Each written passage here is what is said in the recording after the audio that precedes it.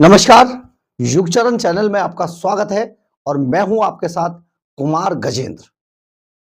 बहुत चर्चा आजकल जो देश और दुनिया में हो रही है, वो चर्चा ये है कि हमारे बॉलीवुड के बहुत बड़े फिल्म स्टार और पटौदी के नवाब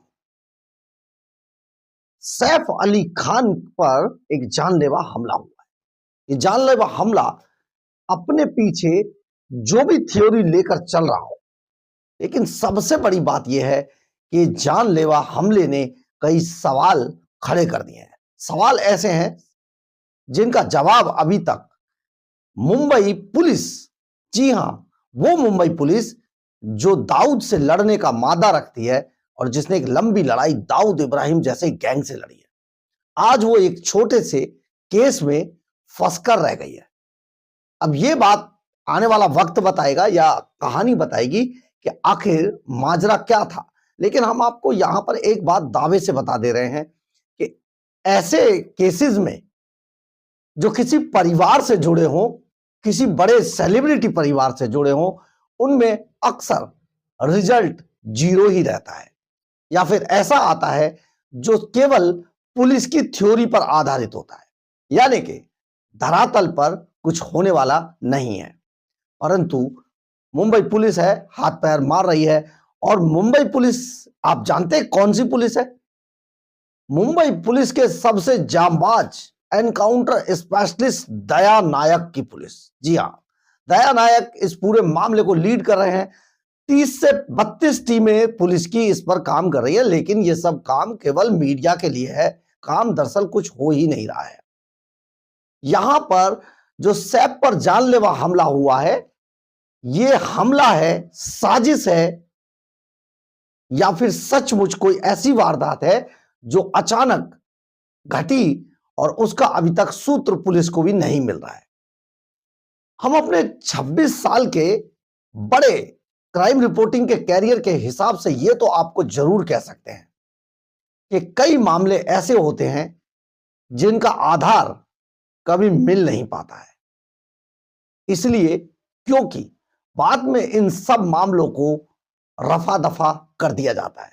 आपको श्री देवी की मौत तो याद ही होगी, कोई रिजल्ट नहीं निकला, मामला भी दूर का था, लेकिन आखिर हुआ क्या? ऐसे ही और बहुत सारे मामले हैं जिनको बाद में गोलमोल कर दिया गया। दिव्या भारती की हत्या का मामला भी आपको पता होगा।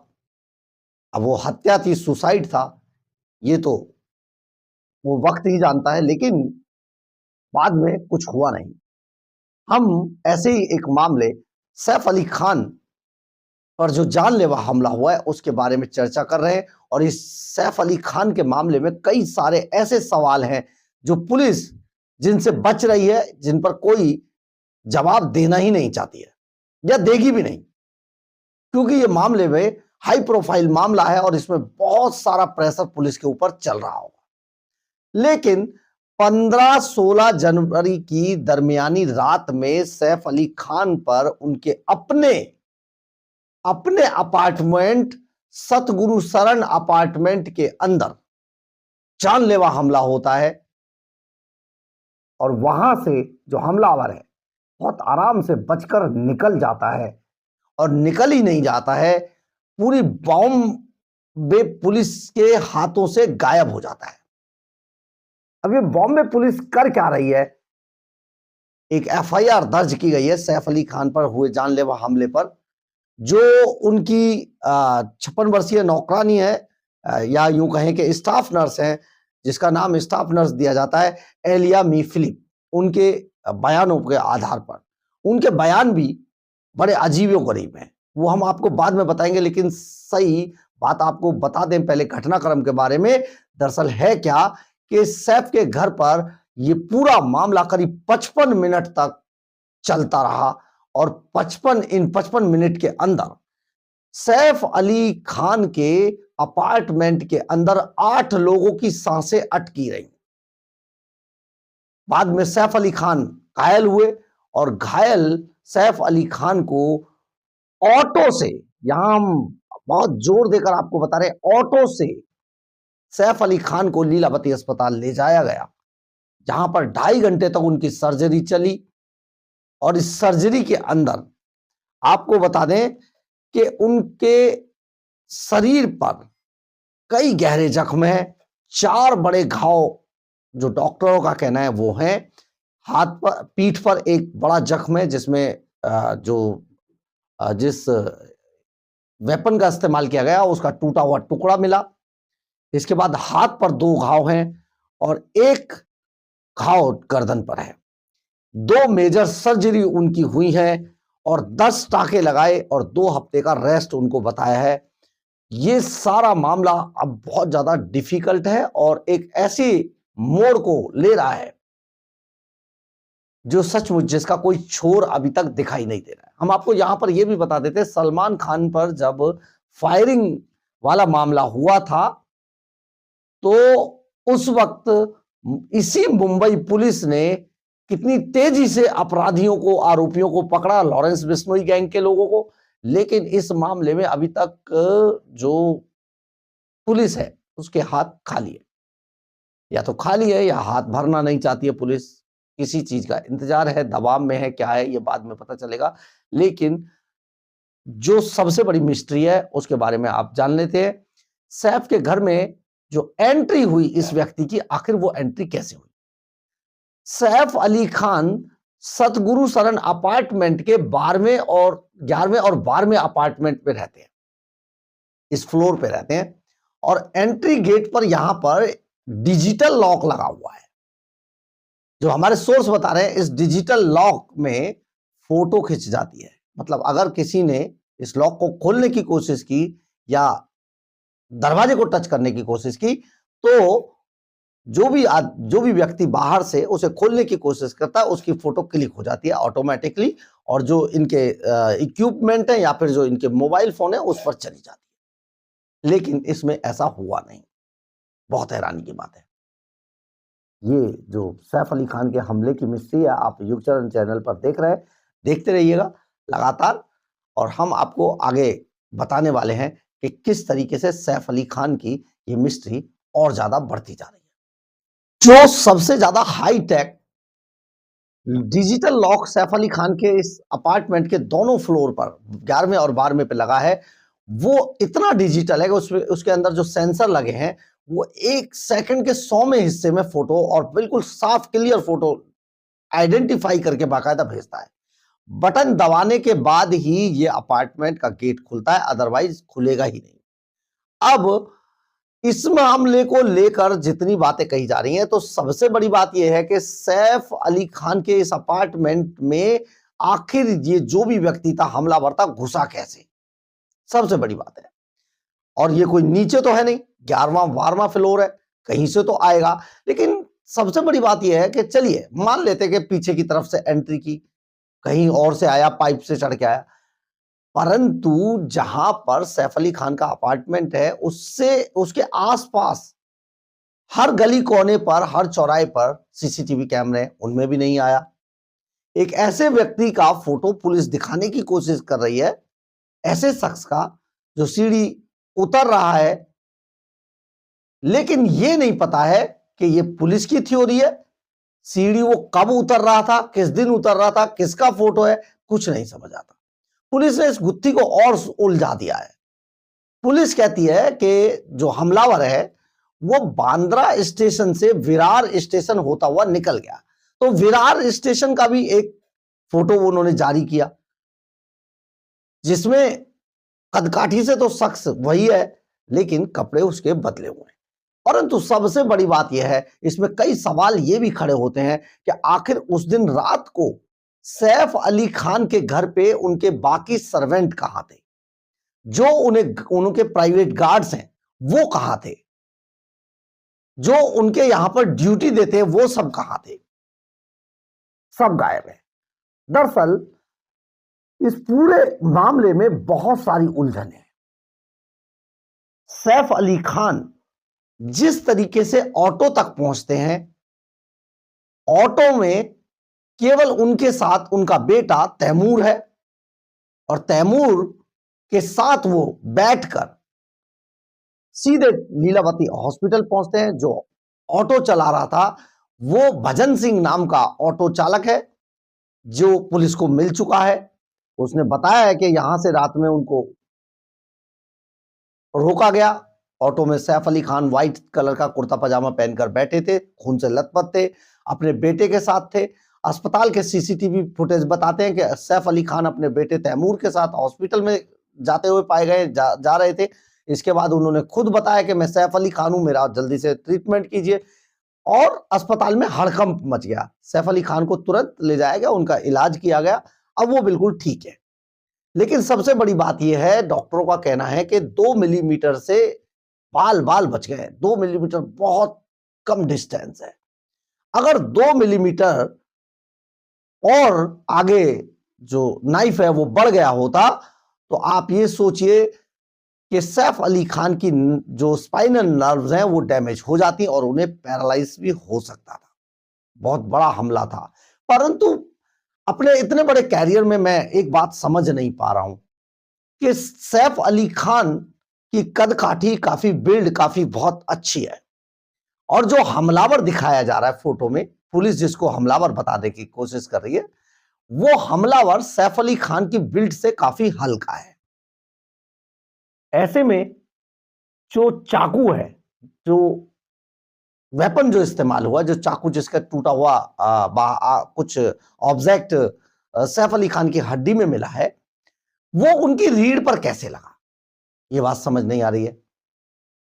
दूसरा, अगर सैफ अली खान वहां थे तो बजाय हमलावर ने उनसे बात करने के, जैसा कि स्टाफ नर्स ने बताया है कि उनसे बात की, 1 करोड़ रुपए मांगे, उन्हें चुप रहने के लिए कहा।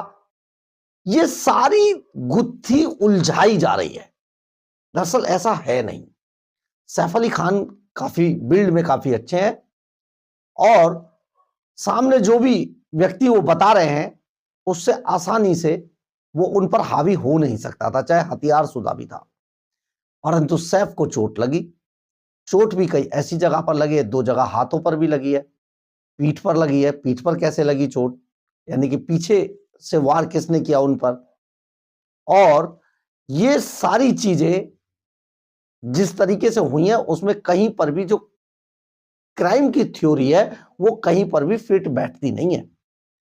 अब फिट नहीं बैठती तो आखिर पुलिस किसको बचाने की कोशिश कर रही है। सैफ अली खान की हालत इतनी गंभीर थी कि फाइनल जो स्पाइनल फ्लूइड है वो लीक हो रहा था उनका। डॉक्टरों ने उसका, सैफ के शरीर पर 4 घाव पाए गए थे। फटाफट उसका ऑपरेशन किया, फ्लूइड को पहले बंद किया, तब जाकर उन्हें किसी तरीके से अच्छी कंडीशन में लाया गया। लेकिन सबसे बड़ी बात एक और है कि आखिर ऐसा होता नहीं है, कम देखा गया है क्रिमिनोलॉजी में कि पति घायल हो जाए और पत्नी बजाय अस्पताल जाने के अपने पति के साथ वो जाती हैं अपनी बहन करिश्मा कपूर के घर। उनका बड़ा बेटा तो साथ में था सैफ के, लेकिन छोटा बेटा कहां गया। आखिर जो जिसको बताया जा रहा है जो हमलावर था उसने एंट्री कैसे, ये एंट्री का अभी तक पुलिस को भी छोर नहीं मिल रहा है। पुलिस इधर उधर की बात कर रही है, किसी तरीके से बताने की कोशिश नहीं कर रही है। सैफ अली खान लगातार, हम आपको यहां पर एक चीज और बता देना चाहते हैं,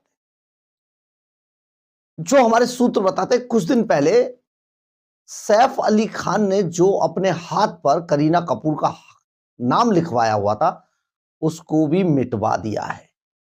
बहुत बड़ी बात है। हम इसकी पुष्टि तो नहीं करते, लेकिन ये बात कहीं ना कहीं पूरे मीडिया में गर्म है कि करीना कपूर के जो नाम लिखा हुआ था सैफ अली खान ने अपने हाथ से वो मिटवाया। तो आखिर कहीं ऐसा तो नहीं कि कुछ चल रहा है। आप देख रहे हैं युग चरण चैनल, जिसमें हम आपको बता रहे हैं सैफ अली खान के ऊपर हमले की मिस्ट्री के कुछ तथ्य जो आपको लगेंगे कि शायद कहीं कुछ इस मामले में गड़बड़ चल रही है। आपने देखा होगा किस तरीके से इस पूरे मामले में कई सारे जो ऐसे घुमावदार मोड़ हैं जिनका छोर नहीं मिल रहा है, ना पुलिस को मिल रहा है ना हम लोगों को मिल रहा है। इसके आगे भी आपको बताते हैं एक और बड़ी अच्छी मिस्ट्री है जिस पर आप समझेंगे। जो सैफ अली खान के घर में एक पुरानी स्टाफ नर्स है जिसका नाम है एलिया मी फिलिप, 56 वर्ष की ये महिला हैं और सबसे पहले हमलावर का सामना इन्हीं से हुआ था, जैसा कि एफआईआर में बताया जा रहा है। अब एलिना फिलिप एफआईआर के अंदर जो इन्होंने बयान दिया है जिस पर ये एफआईआर दर्ज हुई है वो क्या कहती है आप सुनेंगे तो बड़े कुछ तथ्य कुछ पॉइंट्स हम आपको बताते हैं इसमें। दरअसल है क्या, एलिना फिलिप बोलती हैं 15 जनवरी की रात 11 बजे के आसपास वो सैफ अली खान के सबसे छोटे बेटे जे के कमरे में थी और 11 बजे इन्होंने जे को सुला दिया था, जिसका पूरा नाम जहांगीर है। अब उसे प्यार से जे बोलते हैं। तो जे को सुला दिया उन्होंने 11 बजे 15 जनवरी की रात में, लेकिन रात 2 बजे 16 जनवरी जब हो जाती है, रात 2 बजे एलिना फिलिप ने कुछ आवाजें सुनी और ये आवाजें बाथरूम से आ रही थी और उनकी नींद खुल गई। ये हम एफआईआर का मजनून बता रहे हैं आपको। उनकी नींद खुल गई और वो बाहर निकल कर आई। बाथरूम में कोई था, उन्हें ऐसा लगा और उन्होंने ये सोचा कि शायद करीना मैम होंगी, जे को देखने के लिए या उससे मिलने के लिए उसके कमरे में आई होंगी, लेकिन ऐसा था नहीं। जब उन्होंने वो अपने कमरे में जाने लगी तभी उन्हें एक व्यक्ति वहां बाथरूम के गेट पर नजर आया और उन्होंने उस व्यक्ति को देखकर,